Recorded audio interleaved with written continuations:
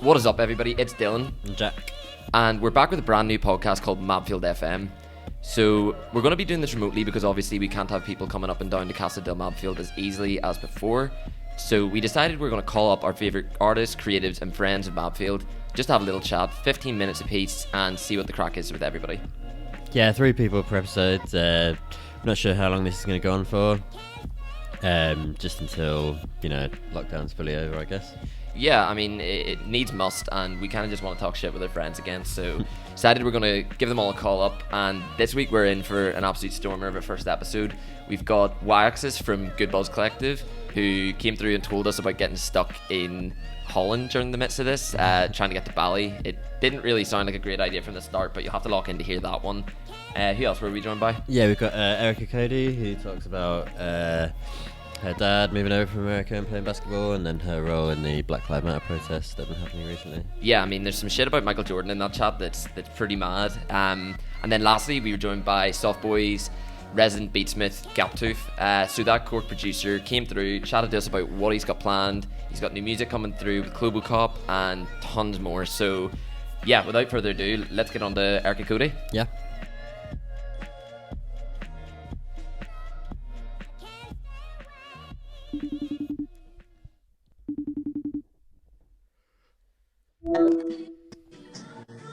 Hello.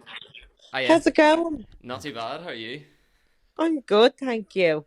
What were you listening to in the background there? Oh, Chloe and Hailey, Tipsy. It's off their new album. Lovely. It's so good. Oh, it's a breath of fresh air. Yeah. So how are you? I'm doing all right. Yeah. You must be pretty Last week. knackered. Yeah, I'm fucking jaded if I'm being honest, Dylan. But last week was, it was extremely heavy, emotionally and physically. But I took the weekend to just, really just try and switch off as much as I could. But yeah, I'm feeling a lot better this week. I'm not feeling as heavy, but like obviously it's still something that I'm not willing to stop talking about anytime soon, Yeah, I guess like me and Jack were talking about the other day, it's one of them things that, there's a need to talk about it all the time, but it must take an emotional toll on people. It does. Yeah, especially because, it affects me and my family directly, like all my family are in South Carolina and they're all black. And they're really going through the motions as well. So it's kind of, when I say I'm okay, it's like I don't really feel like I'm okay because I know they're not. But I suppose it's just, about doing what I can here to try and help in any way I can. So that's why I'm just so, ready to use my platform to speak about shit like this now, because for so long you'd nearly be afraid to say something because you rely on people for gigs, etc. So you know the deal. But yeah, so it's been a big learning week as well, I have to say. I mean, something that we had talked about as well is it seems like it's opened the floodgates for people to be able to talk about their stories. Like I feel like Twitter's just full of people telling their stories that they were afraid to talk about for so long, which is kind of heartbreaking in a way. Yeah, it is because, I think it is. I think it's because now people are actually have time to listen. If this pandemic wasn't going on, I can't really imagine it getting the, the attention that it's getting now. Because obviously people have a lot more time in their hands and it's not something you can just really scroll past. But yeah, it's kind of spending all those years like explaining yourself and explaining why you're upset, for it to be diminished all the time or be told that you're overreacting or that's non-existent because, it doesn't affect the person that's questioning you. When in reality, it's like, no, this is shit we go through every day, most days, if not a couple of times a week. So it's nice knowing that people are ready to listen to us, but it's also like, oh, it's just taken another fucking black person to die in a modern day lynching for people to be like, oh shit, racism is actually bad, Yeah. What kind of how do you hope people end up responding to the marches and the awareness now, rather than just obviously trying to turn less of a blind eye? Well, yeah, like, just pull up, like, talk about this shit with your family, like, and your friends. Call out racist behavior. If you see it happening in the street, call it out. Because I know myself and I know a lot of others. Jan, a friend of mine as well, she put up a video the other day, and she was crying in the car with her mom talking about it, and she was like, I shouted at a guy for calling me the N-word, and everyone looked at me and said nothing, and I looked like the crazy person. So, it's all about really having these, I know everyone keeps saying like, oh, have these uncomfortable conversations, but it's like, listen, we've been uncomfortable for years, and this conversation needs to be had. So it's about really just continuing that as we move, because this really isn't going to go away anytime soon. And telling people that, like, look, it's, don't wait on a person of color or a black person to explain to you how they feel for you to understand. Like, read up on it. We have everything at our fingertips nowadays, whether it's on Netflix or on our phones on Google. There's so much information there that is to be read. Like, if anything, I'm even learning so much from this. And like, I'm by all means, I'm not an expert. I'm still learning so much as we go as well. But it's a massive awakening, Yeah, I mean, the march in Dublin looked incredible, and Yeah. there was protests in Belfast we went to first, and there's about 200, 300 people, but then they organised another one. And how many people are at the second one? It must have been about, I'd say, like about 3,000. Yeah, it was. Yeah, my sister was at one of them because she's from Belfast as Oh, well. no way. Yeah. She lives up in Belfast. See, we have the same dad, so she's going through it now at the moment too. Fuck. But yeah, she's up there too, and she's like, Erica, it's just fucking crazy up here. I was talking to her the other night.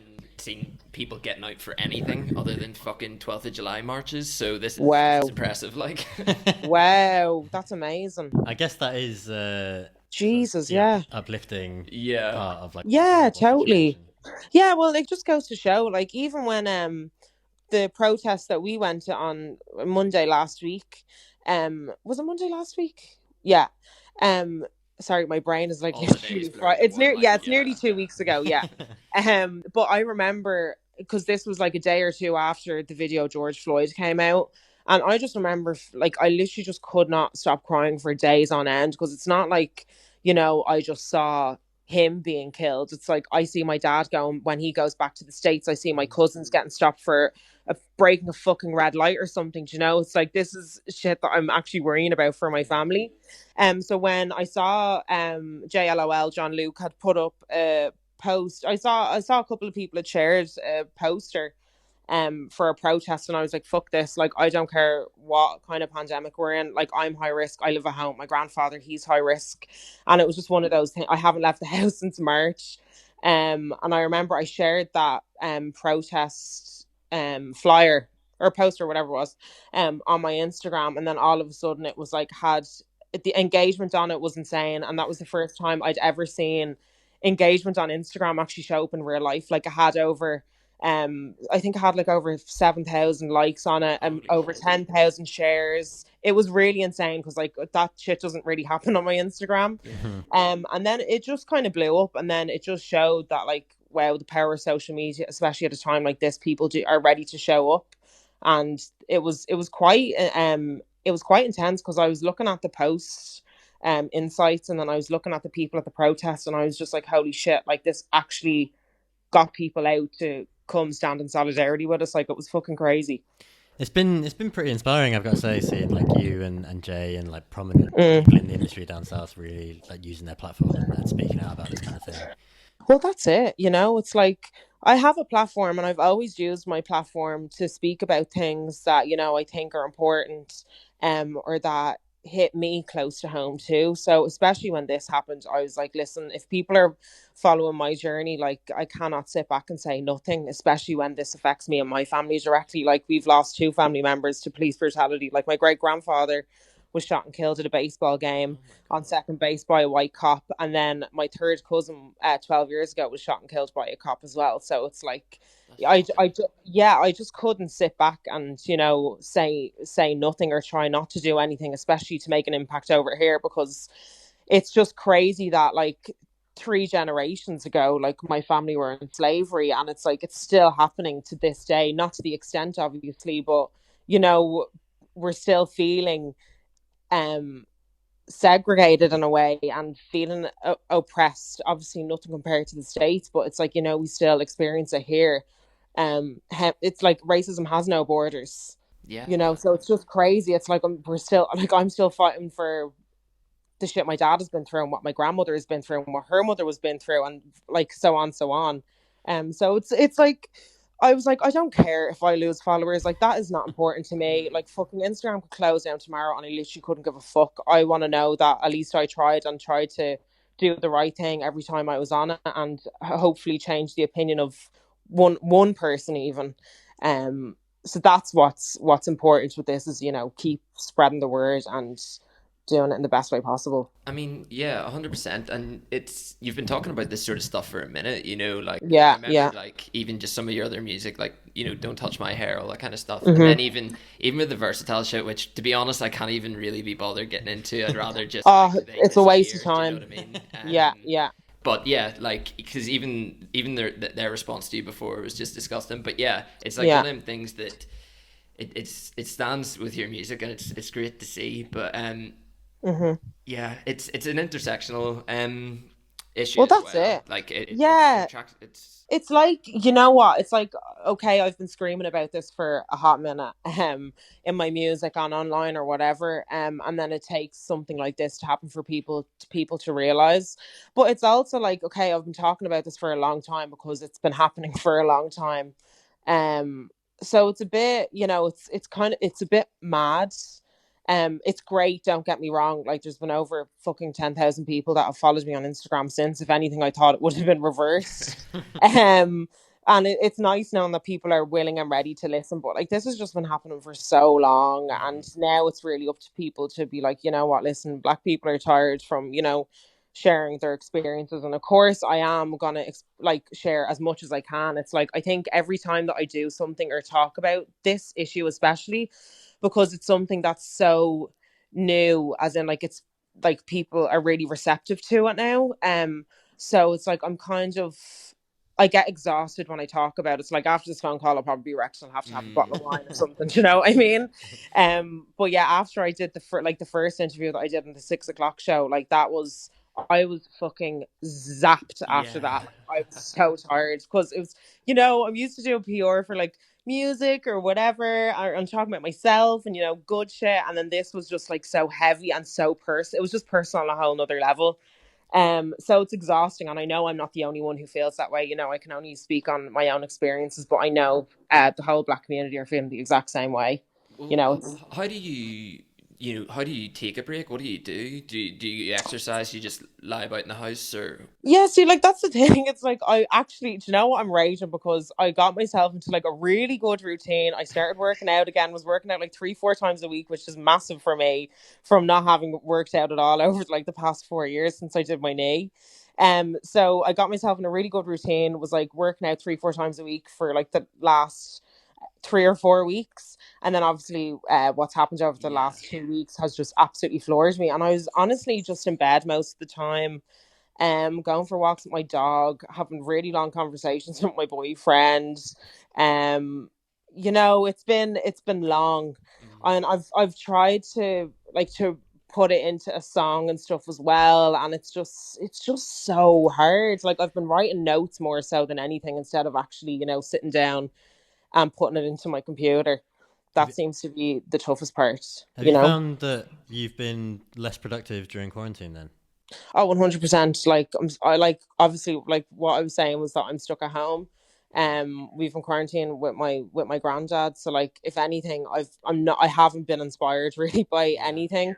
I don't really get inspired by things that, like, I see online and stuff like that. I get inspired by actually living experiences and seeing people and like being out there. And, even if it means like getting on a bus to go to town, like, a lot of the time when I'm on the bus going to like my part-time job or whatever, is like, that's when I sit in my notes at the most, because I'm with myself and I'm going somewhere. But yeah, it's been a really tricky one, and it's like, I'm seeing loads of people being like, oh yeah, just wrote like 20 songs today, and I'm just like, okay, whatever. Like, and I'm like, there's been a time that I wrote 2 songs during like in the one day, and I was like, these are absolute dog shit. Like, there's not a hope these are ever going to be going anywhere. So I think it's been, cause everything was so busy before the lockdown and stuff happened, and I was so in my own head about like, okay, I need to get all these songs, because like, I need to get the single to distribution, and we need to have a long run, and like, we need to get the video out, we need to do this, that, and the other, and blah blah blah blah blah, like a big rat race. And the lockdown just kind of was like, okay, Erica, slow the fuck down. It's been And good though in that way, I think. Like yeah, slow everything down. 100%. It just makes you realize how much stuff you don't need to rush and how much bullshit is like pressuring you. That's it. Like that is, you literally just took the words out of my mouth, and it's, if anything, it's given me a chance to actually like get back to myself again and do shit that I've loved to do, whether that's from playing The Sims from dusk till dawn, or just doing things that I just genuinely enjoy. Like they could be the littlest things, whether it's like cleaning my room or doing up a room, the house, or anything. It's just like, Cleaning is you know, actually underrated. Like it's it therapeutic really as fuck is. during this, I think. Like, do you know what it is? Is that I've never been so excited in my life to get Hoover bags delivered to my house. That's how much I've loved just having this time to do nothing. Because there's no pressure that comes with a pandemic to get shit out either. Yeah. Do you know? It's like, if anything, I'm really just using this time to just enjoy the the calmness, I suppose, the calmness in a really big shitstorm. Yeah. But yeah, just getting back to like the things that I really just love to do. And then I think with that, when I feel well rested, that's when I'm like, okay, boom, that's when I get a kick up the arse, and I'm like, okay, now I'm ready and I'm rejuvenated to make some more music, and it puts me in a really much better headspace. Yeah. It gives me a clear head. Has it like made you reflect on the music that you put out so far or anything? Yeah, defo. And do you know what it is that like I haven't written in a couple of weeks. Like I'm always in my phone, like in my notes, and I'm always like recording voice memos, just with melodies, because I know I'm always going to come back to them. I'm writing lyrics and stuff, but it's been oh, sorry, shit, what was your question? I literally just went for a tangent there. Just about because you're not putting stuff out at the moment, just about like reflecting on what you've already put out. Oh yeah, sorry. Yeah, so I think with all the shit that just happened in America and stuff, that's been kind of like, okay, this is what I've needed to talk about even more. That I didn't even realize, because everything was like all about love and going through like shit relationships, like whether it be with like one of my parents or whatever. It's just like, okay, I've gone through that now. Now can we talk about some real shit that we need changing? Obviously not. There's obviously a lot of things that I want to talk about, but it's definitely made me reflect on all the other shit that I've made. And the thing is, like with music, it's always evolving. Musicians are always evolving. Like you're growing through what you're going through. So it'd be a shame if I didn't reflect on any of my old music, even if that's like all the new stuff that has to come out soon, There's one thing, this is a total tangent, but when I put up that thing about the Irish basketball documentary and you mentioned that, like, honestly, that is so class, like, because we were all talking about it in work, and I watched it the other night after, like, needing a fix after watching The Last Dance. It's so good. So my dad went to Virginia Tech. So like he was teammates with Del Curry, so he would have grown up like with the Curry boys and stuff like that. Crazy. Yeah, so he's real good friends with Del. He was an All-American as well, McDonald's All-American, so he would have been playing against Michael Jordan, all them, the big boys. If you look up like that year, I can't remember what year it was. It was 1980. I'm literally looking at my boyfriend because he knows shit more than I do because he pays attention. Yeah, it's mad because like it's my dad, and I'm just like, oh yeah, like that's cool. But now that I'm older, I'm like, holy shit, like this is crazy. Like, why didn't I ever pay more attention to you? You're literally like a walking history book. It's a pretty mad story for sure, because I remember when it's a told really me about mad it, story. Like, oh man, you've got to watch this documentary about all these basketball players that came over. Yeah, because there's a fella that went to the Rockets after and won back-to-back NBA titles, and he was playing in Ireland, and I was like, what the fuck? It's insane. Yeah, because Ireland was the next best place to go. Like my dad, I was talking to him about it after The Last Dance, because I was like, what was the story? Because I never fully really listened to him when he'd go on about like, how he was a little superstar in America and stuff. I just thought he was full of shit, if I'm being honest, but if anything, I was proven wrong. But yeah, I was like, so like, why did you come here, and why didn't you end up playing with like the Utah? Because he had interest from like the Utah Jazz and was it Phoenix. So, but there was a thing with his college, and I can't, because he had to transfer college anyway. I can't remember what year it was, and it's just such a long story. But anyway, yeah, he had to transfer, and then so they have like a stock sheet basically, and that's for colleges. I mean, NBA teams that are coming to look at you. They want to see if your stocks are good. So it goes from anything. It can be from getting on with a coach to having missed practice, to having missed games, or not doing well in class. All that counts as your stocks. So there was like a confusion in between him moving colleges and his stocks were going low. So he had interest from Utah Jazz and Phoenix Suns, and he was injured as well. He was coming back from an ankle injury, so then his stocks went lower again. And then he just went to his agent. He was like, "What's the best thing for me to do?" And he said, "The best thing for us to do is send you over to Ireland because that's literally the next best place to go." But he had offers from Spain and a few other places, but like Ireland was the shit back in the 80s for basketball. Yes. Like you're talking rammed right up to the rafters, the gyms. It was really crazy. So they all came over here then in the 80s, and they were seen as celebrities. They were a very rare kind to see walking the streets in Dublin. They'd be like, "Who are these fellas?" Yeah, it's mad. It's really crazy. Was he like your kind of typical coach dad? Did he turn you into a little basketball prodigy when you were younger? Yeah, because the thing is that like basketball was one of those things that actually came to me really naturally. So I definitely just got that straight off him. My mom and dad were really sporty. Like my mom was an All-Ireland gymnast and squash player, so it was kind of inevitable that I was going to be put straight into every sport.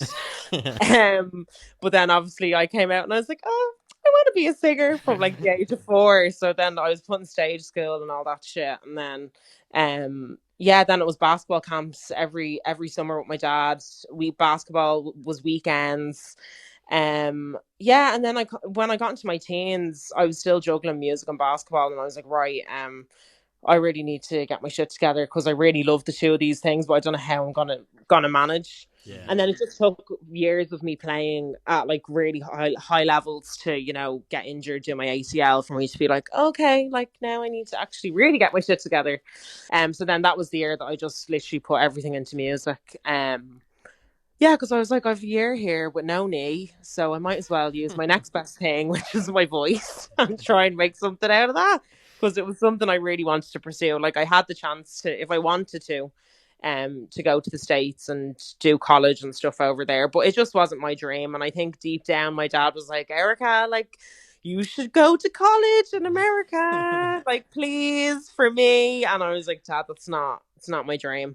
That's someone else's dream that I know they'd absolutely love. Yeah. Because it was just, he was like, but Erica, if you go, it's going to open so many doors for you. And I was like, you know what, you're probably right. But I know for a fact if I'm on a full ride scholarship in the States, there's not a hope that music will even get a look in. Yeah. Especially being in the gym all the time and stuff. So I was like, right, at least I can stay here and I can go to BIM and I can still play Super League.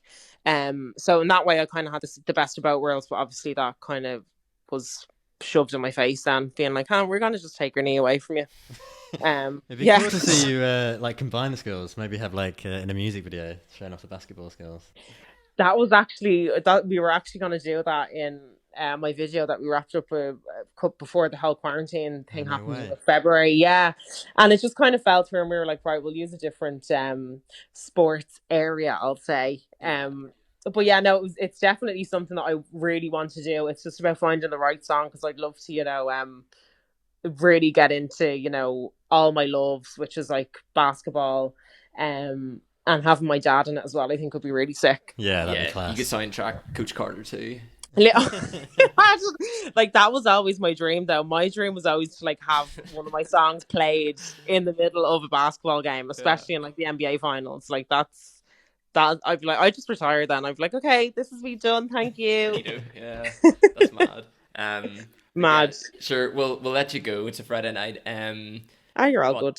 Thanks so much for speaking to us. Like that was class and really informative as well. I know, thank you. Honestly, guys, I've actually been dying to get on and chat to you, because I know how into everything that we're doing in the scene and whatever. Like I really respect you guys, like on a very high level. So thanks. I wanted to get on. Yeah, for sure. Exactly. We'd love to get down physically sometime as well. Defo, I'd love that. That'd be sick. Yeah, we'll definitely do that. But sure. Enjoy your weekend, and I'm sure we'll speak soon. Oh, you too. Right. See you later. Right, listen, I'll see you later. Bye. Yeah. Be safe. Bye.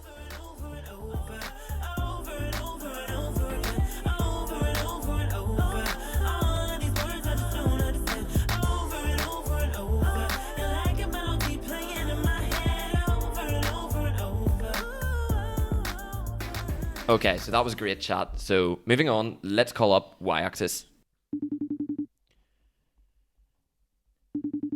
Hello. Yo, how's it going? Hey man. Hello? Hello, can you hear me? Yeah, I can hear you now. That's weird. I have to put you on loudspeaker. What's the crack? Fuck off, man. Fuck off. Sorry about the fucking delay in getting to you, man. I've been like, literally stupidest thing ever. I decided to go to Hulk and I was like, cool, I'll call you when I'm on the train or something. But I forgot my phone. Like, I've never done that before. I literally didn't notice until I was on the bus. I was like, what the fuck? What the fuck? Now that's grand.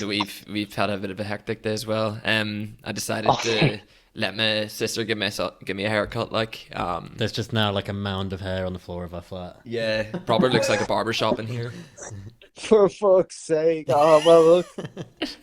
I've been there last week and I've been wearing hats like 24/7 because I fucked my hair myself. Like, it's just. Oh really? Did you do it yourself? Do it yourself? Yeah, I just shaved the sides, but like the back of it is just a bit fucked. Like, it's from the front it's okay, but like I just won't walk anywhere without a hat. Because I've been wearing a hat as well, but it's just getting to the point now where like I'm playing football and stuff again now, and my hair is just getting in my eyes. Kids are calling me Fully like it's just getting out of control. So I just said to my sister, get the shears out and fucking whack it off. It's bad when the kids are fucking bullying you. Jesus. Yeah. So yeah, got it all shaved off and ready to go. But how have you been? Like, I remember seeing on your Instagram you're like in Amsterdam or something a couple of weeks ago and you got stuck there. What was the crack with that? Bro, that was a disaster. So like basically before this whole COVID-19 thing was happening, me and two lads that run different bands were going to Bali to do like a photo shoot, and I was like, oh, it's gonna be super cool. We're gonna get like other people shoot us and all this. And then one of the lads decides to go a week before us, and we're like, why the fuck are you going a week before? So he just did, and then next week all the borders closed, so we couldn't get over anymore, and he was stuck there. So, but over the past couple of months, he's just made like a hella cool living for himself, and it's just he's living up there, doesn't even want to come home. So I was like, fuck this, I want to go over there because it just looked unreal. And I looked into everything, flights and all were still available, so like he's kind of loaded, so he just literally booked me flights, and I was like, all right, cool, fuck it, I'll go. And when I got to Amsterdam, it was like, yeah, no, you can't actually get into Singapore because I had to like go from Dublin to Amsterdam to Singapore to Jakarta to Bali, and like I couldn't even get past Singapore, and I think Jakarta was the same. So I was like, well, fuck it, I'm in Amsterdam, like this is a really good place to be right now. So I just stayed there for the week. Like at first I didn't have Did money, you have to isolate in Amsterdam? Sorry? Did you have to isolate when you were in Amsterdam? No, I was so lucky. So the day I went there, yeah, everything had just reopened. Like it's kind of like how town is a little bit now. It's like starting to reopen a bit, but like there was like even the bars were open. There was nothing really that I found was closed when I was over there. Everything seemed to just be running as normal. It was packed, like. So I was like, this is a bit of a buzz. And then my girlfriend came over as well, so it was just fine. That's like, wild. Yeah. Mad. Like, What was the flight empty as well? no, that was the thing. I was so fucking surprised. Like, it was packed. No like, way. Dublin Airport was weird. Like, all the shops were closed, but the flight was packed. I was like, fucking hell, people are dying to smoke here, Jesus. Mad one. But yeah, like, what have you been at during all this? Have you still been making music? Have you been finding it okay to make music, or have you been unproductive? We've been asking most people this. To be honest, like, it's a weird one because I think my situation was a bit weird, as in like I was only living in this house about I'm living in Clondalkin at the moment, which I wasn't before. I've only been living here a month before the whole COVID-19 thing happened, basically. So like I was still getting settled in, and then like I had friends over all the time and stuff, and then COVID-19 happened, and it was just like it got very unproductive, basically. And then I had to kind of I don't know. Over as time went on, I had to like really try sort out different things. Like I was always making music anyways, but like not at the pace I should have been. Like it's only like the last 2 weeks really that I've kind of stepped it back up. But yeah, I did definitely hit a bit of a slouch. But like my Moody Fuck EP had just come out as well, so I was like really focused on that. Of just putting it out there and getting it into people's faces, which I still am now. Yeah, I was going to say, did you have like a load of promotion plans for it and stuff that you had to change? Anything really apart from my show, which like I didn't have to do that either. It just got changed for me. But yeah, like there was nothing really. Like I just had a bit. So like when we do our stuff, we like plan out like, all right, when are we going to release the EP? When are we going to release videos? And how are we going to promote it? Kind of thing. So that was all it was. Like most, like any sort of promotion usually just happens online. Like there was small things. We were going to have like a little launch, like music video launch and stuff like that, which obviously had to get cancelled in the end. Mm-hmm. But yeah, it wasn't the worst. Like I've actually found the whole COVID-19 thing pretty fine. Yeah, I mean, like your stuff's done so well, like numbers wise anyway, your music videos and stuff, because even the video, the recent video you put out, it just makes me sad, because seeing everybody dancing on nights out and stuff, it just yeah, it's such a sick song though. It's been in my rotation, but it's one of them where it's like fucking Stockholm syndrome. I'm just like, it's hurting myself, but I can't not watch it. I was going to say, because that video almost like took on a new meaning, because it came out like just before lockdown, didn't it? Yeah. Oh, and then it almost became like a sort of like remembrance of what we used to be able to do. Literally, like that was the thing. Like it came out. It was actually just after lockdown. Okay. It had come out. So like that was. So we had like a week in advance. We were planning it. Like we're like, oh fuck, this is because so like lockdown happened. It actually kind of ruined our plans for the music video, and then we were like, wait, hang on, this is kind of cool, because now everyone's stuck inside. And then like literally what you were saying there about the video is what we were kind of thinking, like hopefully this will give people a bit of nostalgia of what like life is normally like, you know, because it was just literally everyone going on the sesh, like that was the whole point of it, just to capture like Dublin sesh life, you know. Yeah. But yeah, no, that's super cool that he's actually like kind of found that like about it, you know. Yeah, I mean, it definitely like captures a moment that none of us can get at right now. But I mean, as of the time of we're recording this now, they announced today that like the end of June they'll be allowed 50 people in indoor events and up to 200 outside, and then the end of July it'll be like 100 indoors and up to 500 outside. So there's potentially going to be like small festivals and stuff by the end of the summer.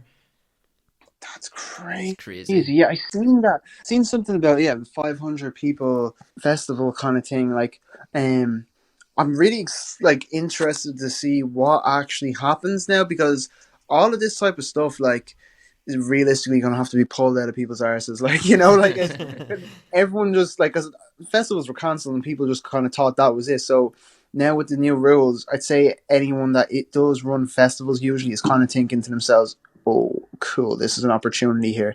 How quickly can we get it? Like, can we throw this together? So, like, that's the thing. All the lineups and stuff are probably going to be, like, put together super quickly and everything for it. But I'm excited, to be honest. Like, I haven't got to play a show in so long, so I'd love to even get something this summer. That'd be so sick.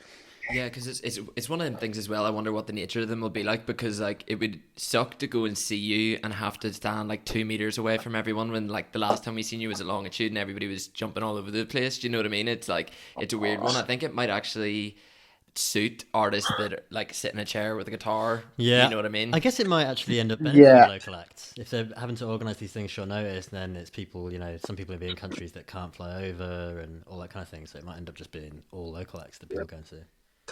That's interesting. Like, see, I don't know. It's a weird one. I think it's weird because, like, fuck the 2 meter thing. Like at a show, you know. Like, I don't know. Like, obviously, I'd still play a show if it was a 2 meter thing. But I just think it would be like so. Like, you need to like. I love even getting into the crowd a little bit, you know, interacting with them. Like, it's just, I don't know. I feel like it's gonna be very weird. Like, rules are going to be broken very fucking quickly. You know, people are just going to be thrown out of shows because they're not going to be able to.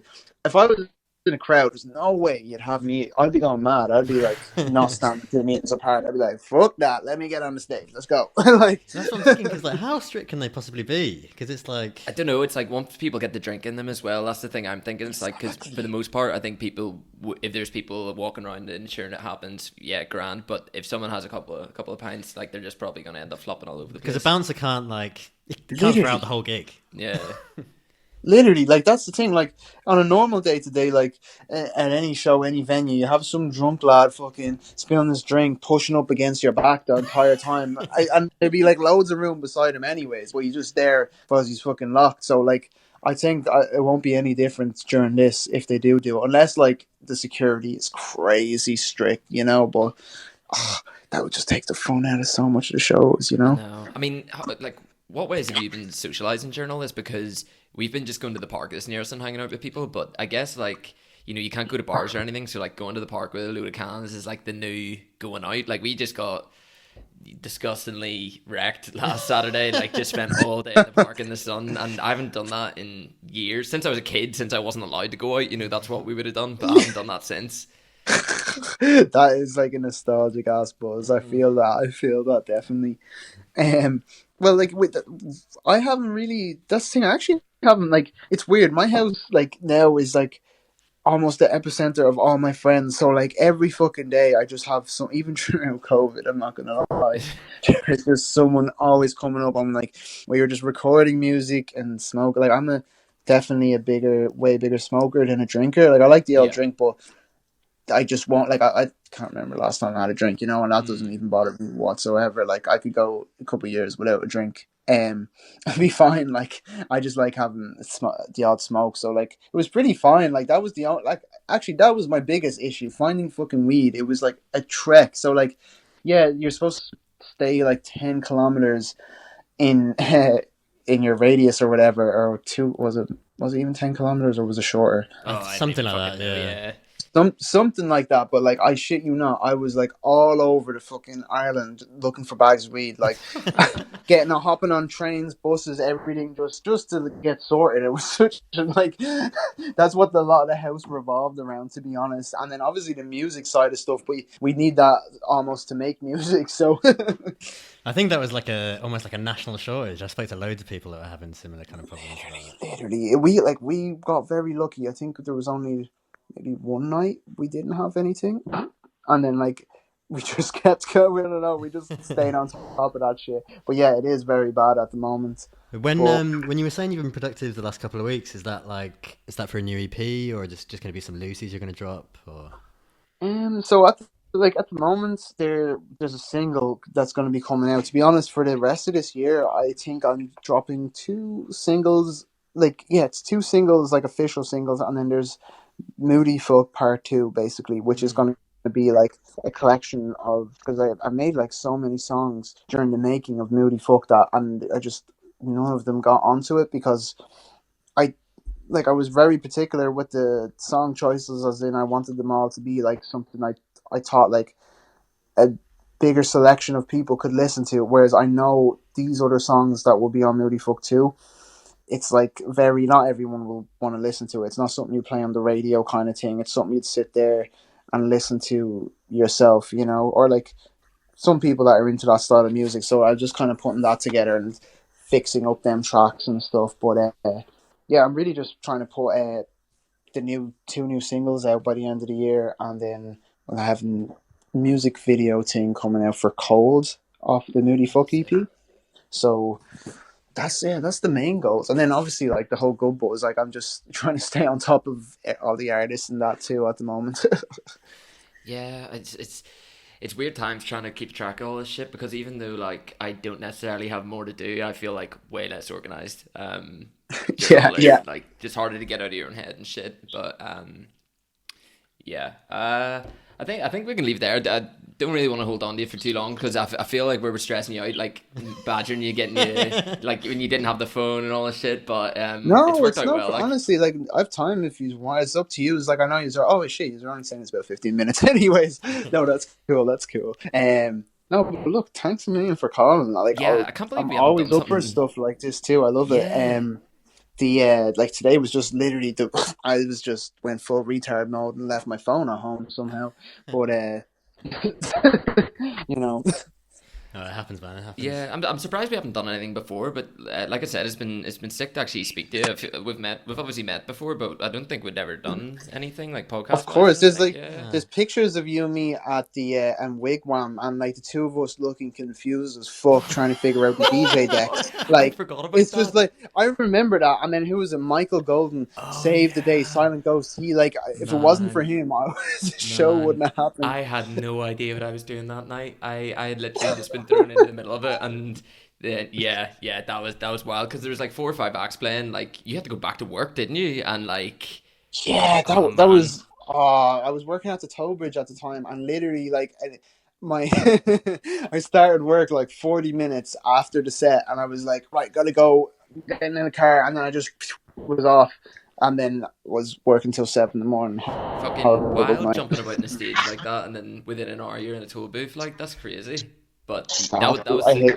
actually. You definitely made the most of that. That was a difficult situation. Absolutely, had to be done. It had to be done. But that's what I was gonna say. One of the days I'm coming down. I want to come down to you guys' podcast some of the days.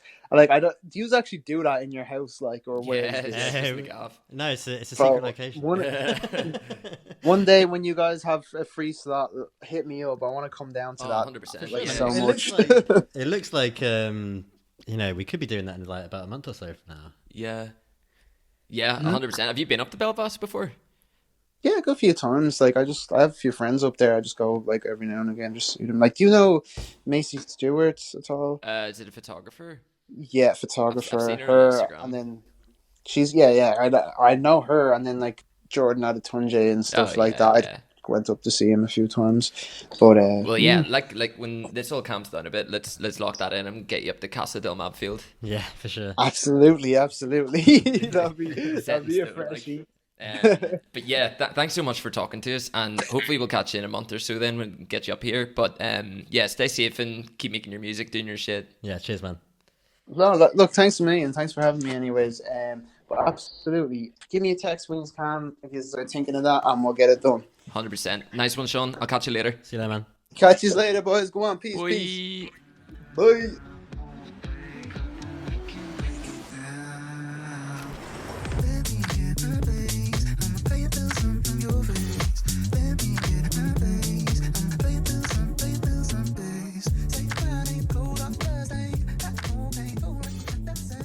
Right, that was Cool Child Waxes there, and then finally we've got Gaptoof.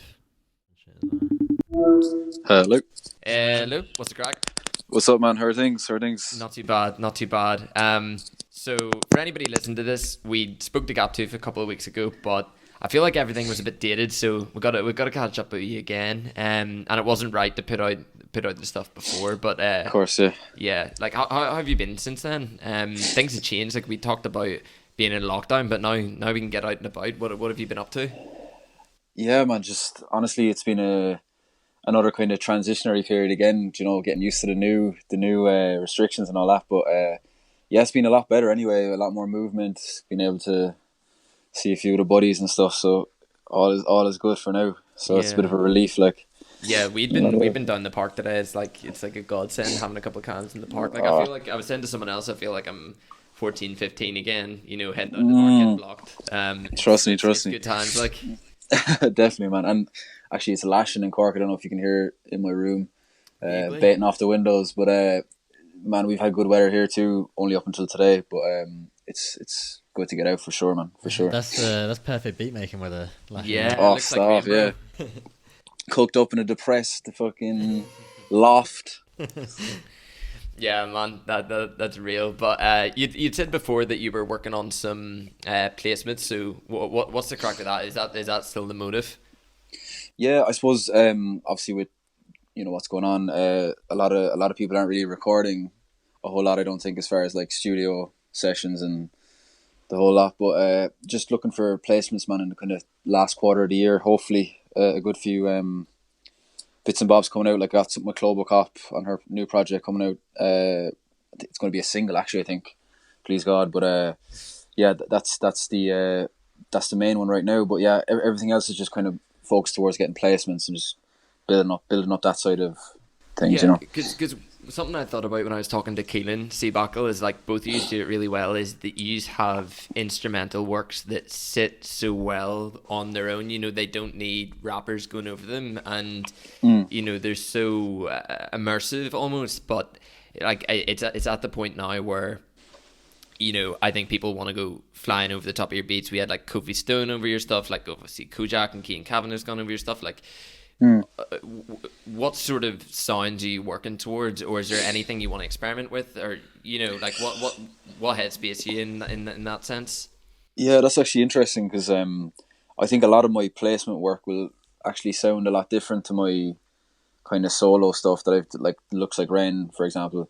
It's going to sound a lot more, I guess, contemporary or like, you know, more modern sounding, I suppose, because I guess obviously, you know, there's only a select few people that I'd have access to that would want to rap over 90 BPM, 85 BPM hip hop stuff the whole time. So a lot of it is kind of more up tempo, maybe a little bit more trappy, particularly with the Chlobocop stuff. It's a bit more modern, I guess you could call it. But I'm trying to get into more like, you know, R&B sound, kind of more trappy sound, trying to push that a little bit, push myself to make that a little bit more, you know. So hopefully that's the direction. Have you felt that your like listening habits have been dictated by COVID? Because I feel like I've listened to so much jazz and like ambient shit just to calm my fucking delicate nervous system at the moment. You know, like have you found that? Have you found you've been listening to different shit? Let me think, man. I just before COVID happened in Ireland anyway. The Brent Fayez project came out, and I absolutely love that, man. I think it's such a centerpiece of my COVID listening experience, man. Honestly, man, that album, I can't say enough good things about that album. It's fucking perfect. Like 10. Also, like that's the definition of like a new like a modern classic though. Like 10 records, like in and out, like no messing, you know, like no kind of extra fat, just like, you know, really really high quality stuff. Yeah, I like, to be honest, Sonder is someone that I listen to quite frequently if I'm on that vibe, you know, if I'm in my feels. Like I think he's severely overlooked, and that album was amazing. Yeah, I mean, is there anybody R&B wise that you've been thinking of working with? Man, I've got a single in the works at the moment. Hopefully it's going to be coming out late July, early August, but it's with a big artist, man. I'm not going to say who it is, but it's a little teaser, but it's an R&B buzz. It's one for the barbecues, you know. T-Pain. I need that T-Pain feature, man. Jeez. But yeah, it's just one for the barbecues, one for the, you know, a bit of summer buzz, like. But hopefully that will come true. But I'll just put that into the universe for it to manifest itself, you know. 100.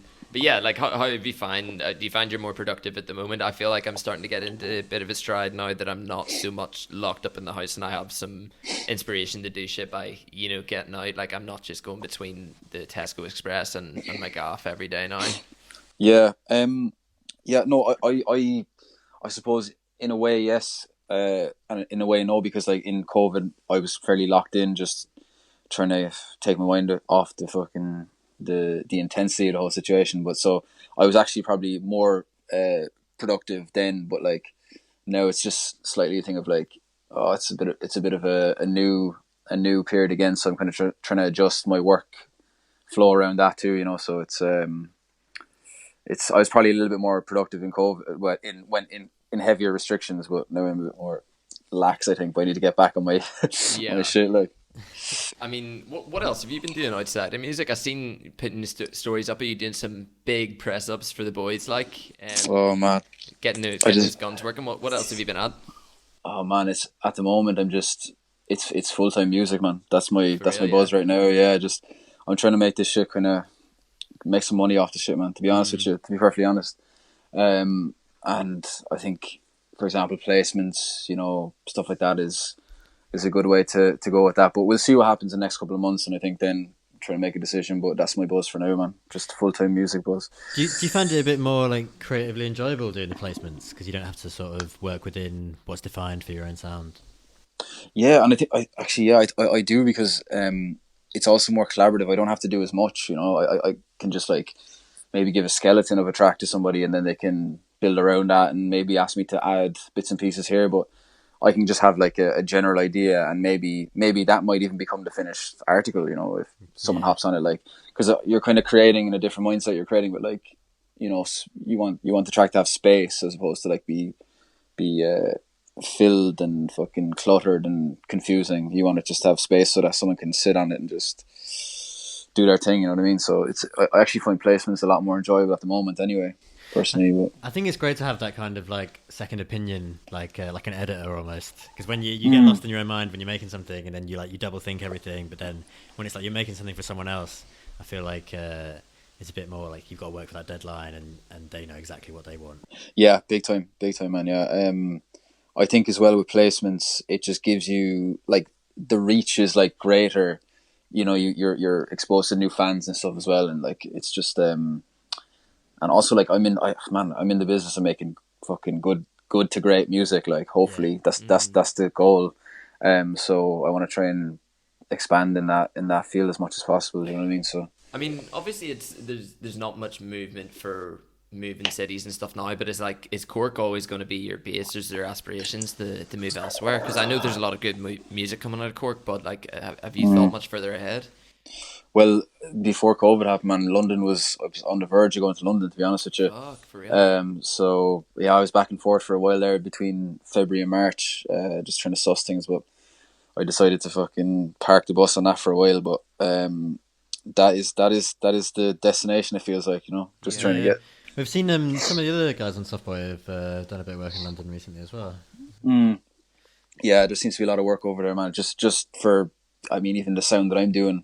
Yeah. You know, just it's a bit more accepted over there, I feel. The whole like neo-jazz rap movement in London's insane. And even like me and Jack lived in Manchester, and that was like a huge thing there, where there's like IMDb and like a lot of other artists like that. There just seems like a bit more of a scene. And obviously you can work remotely, but they're like being able to just hop into studio sessions with people locally would obviously be nuts.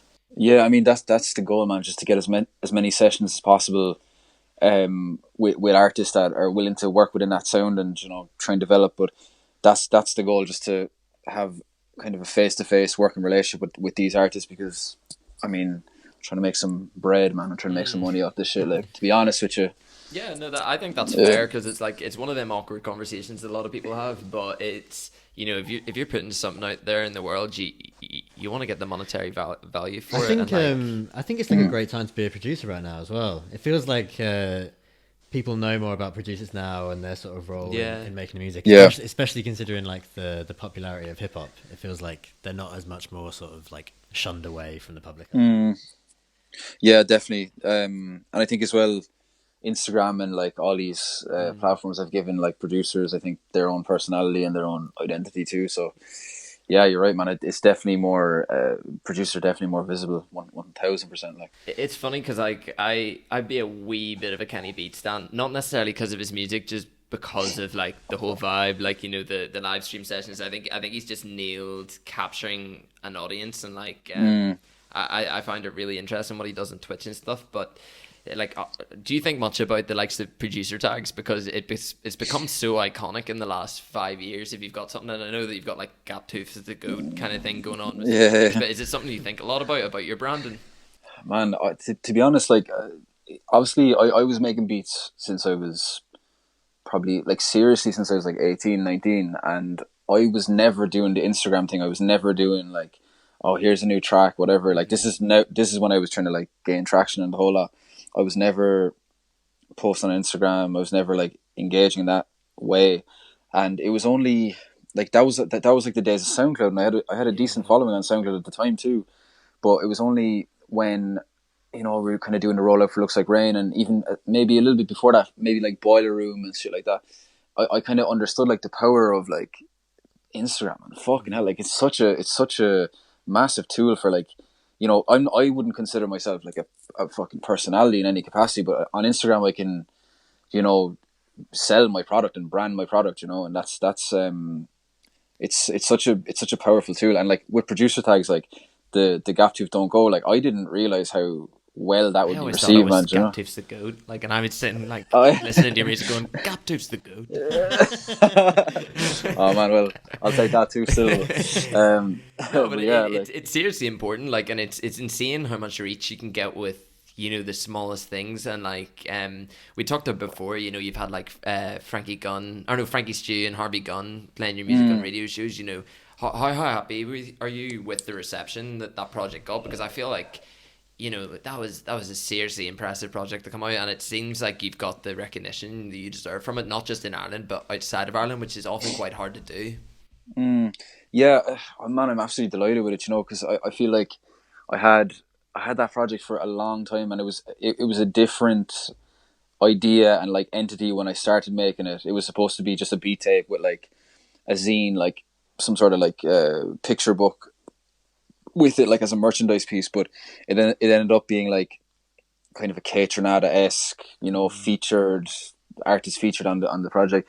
But yeah, I think the main goal with that was to like have an introductory project that didn't just live in the Irish space. Like I wanted it to like have a broader impact, and like that was kind of the incentive, trying to get like Kofi and like Mimi Cat and all those kind of like English acts, and even Celia who's from France. Like we just wanted kind of an international approach to the project, I think. So yeah, I think that's good to try and reach out of your circle. And like the live shows seem pretty good. How did that go for you? Like there's not a lot of producers per se in Ireland that would have a launch party for something like that, but it seemed like the whole accord coming through for you there. Yeah, man.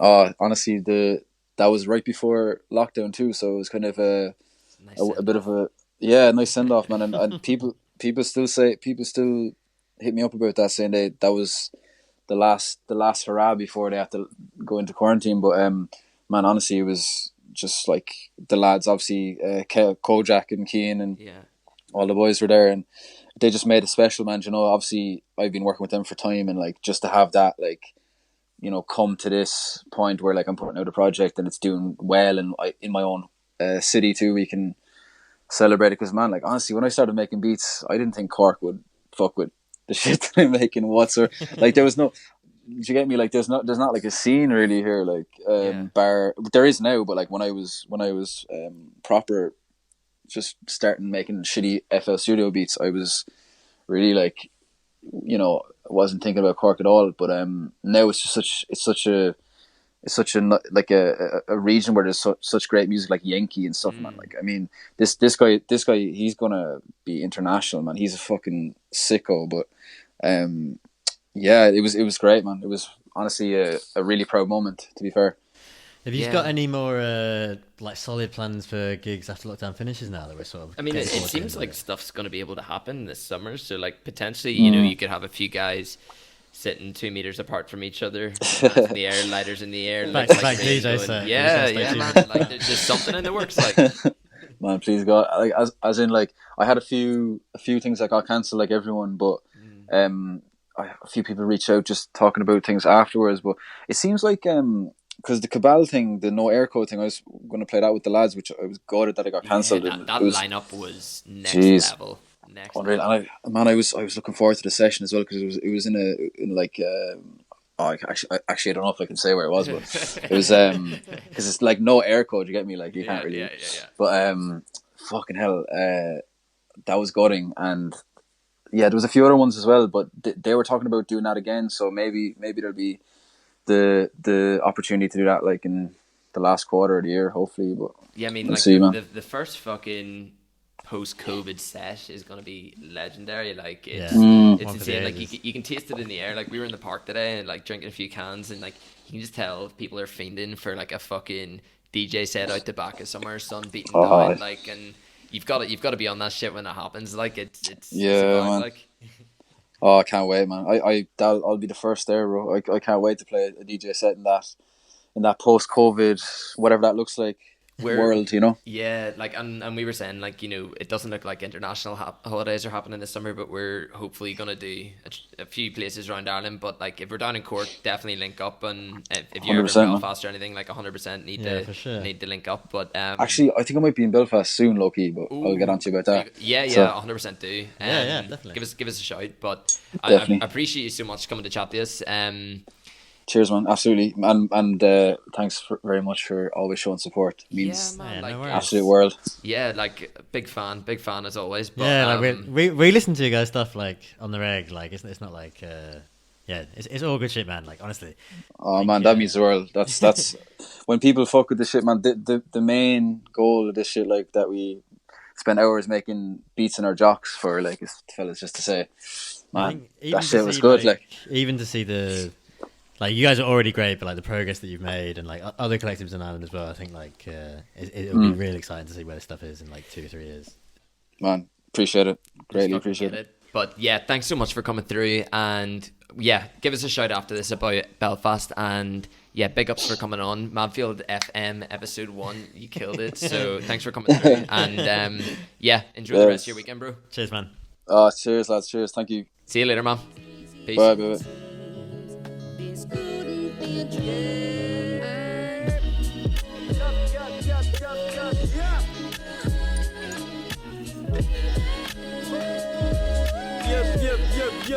Yep. Fuck throwing shade. I'ma beat the brakes off your mind like he owe me and still won't pay. Like he owe me a school on break. Like he sold me some Boley and shit.